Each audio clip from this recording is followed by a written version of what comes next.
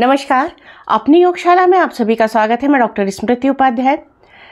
आज के इस एपिसोड में हम बात करने वाले हैं ध्यान की। अष्टांग योग का 7वां अंग ध्यान, जो कि हमारे जीवन के लिए बहुत ही आवश्यक है, शारीरिक और मानसिक स्वास्थ्य के लिए। जो आज भागदौड़ भरी जिंदगी है, उसमें ध्यान की, प्राणायाम की बहुत ही ज़्यादा महत्ता है। ध्यान एक महत्वपूर्ण साधना है, इसके द्वारा मुक्ति संभव नहीं है। ध्यान आत्मा की वह क्रिया है जो साधक को ज्ञान की सर्वोत्कृष्ट उपलब्धि, कैवल्य ज्ञान प्राप्त कराती है। ध्यान की कई क्रियाएं हैं।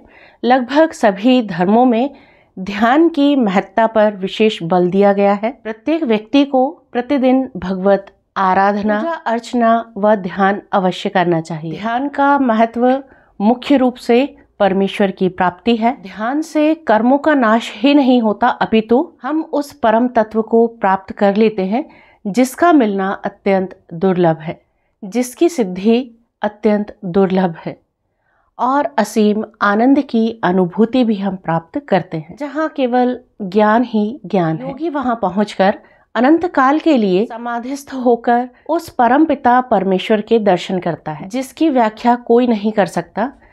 ध्यान से मन की चंचलता नष्ट होती है, चित्त एकाग्र होकर अवचेतन मन से एकाकार करता है। ध्यान के प्रभाव से मन को असीम शांति प्राप्त होती है। कई दुर्लभ कार्य आसान हो जाते हैं।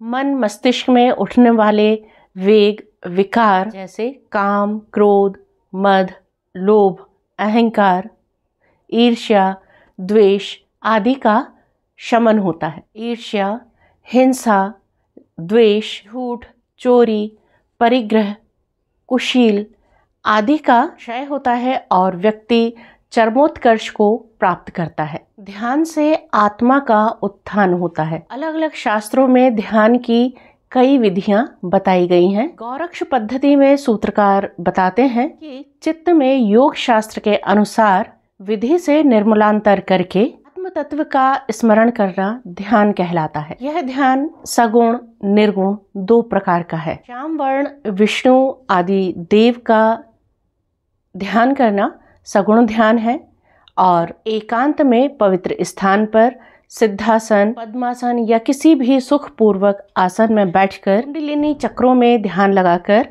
या नासिका के अग्रभाग पर दृष्टि लगाकर लगातार चक्र सहित ध्येय वस्तु का ध्यान करना निर्गुण ध्यान है। यह ध्यान मुद्रा है। इसे करने से योगी समस्त पापों से मुक्त हो जाता है। ध्यान के 9 स्थानों का सूत्रकार ने वर्णन किया है। वे हैं मूलाधार, स्वाधिष्ठान, मणिपूरक, अनाहत, विशुद्धि, आज्ञा और सहस्त्रार चक्र।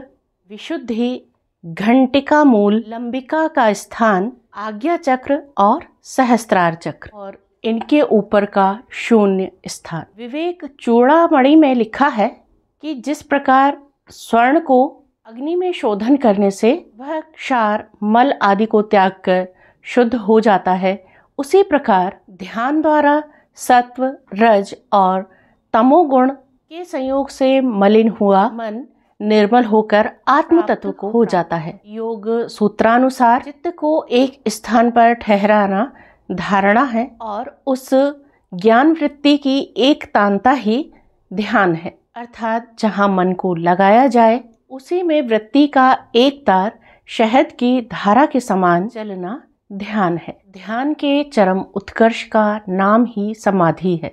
गैरंड संहिता में महर्षि गैरंड ने कहा है कि स्थूल ध्यान, ज्योतिर्मय ध्यान और सूक्ष्म ध्यान। स्थूल ध्यान में मूर्तिमय इष्ट देव का ध्यान किया जाता है, उनके सगुण स्वरूप का ध्यान किया जाता है। ज्योतिर्मय ध्यान वह ध्यान होता है जिसमें तेजोमय ज्योति रूप आत्मा निर्गुण ब्रह्म का चिंतन हो, एवं सूक्ष्म ध्यान वह है जिसमें बिंदुमय ब्रह्म कुंडलिनी का ध्यान किया जाता है। तो ध्यान से व्यक्ति का विकास चरमोत्कर्ष पर पहुंचता है, और साथ ही ध्यान से आत्मा का उत्थान होता है।